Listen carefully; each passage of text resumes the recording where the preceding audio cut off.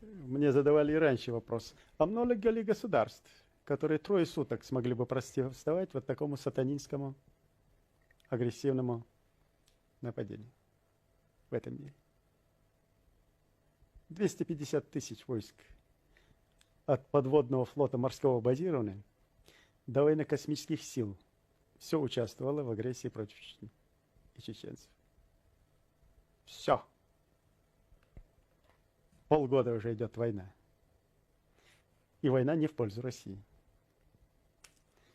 И если русские не опомнятся, хотя бы оберегая себя от трагедии войны, то им пора задуматься, что красный петух войны войдет их в дом. Войдет. И будут гореть российские города, если не опомнятся. Когда я раньше говорил, что будет гореть земля под ногами агрессора, журналисты так скептически комментировали, вроде Дудаев сделал заявление, а земля так и не горит. Якобы там оппозиционные уголовные силы уже наступают на Грозный. Горела, и земля горела, и броня горела. И еще раз заявляю, не опомнится Россия, будут гореть города синим пламенем. И они сами приводят к своей катастрофе своими собственными руками, поощряя бандитизм своего политического руководства.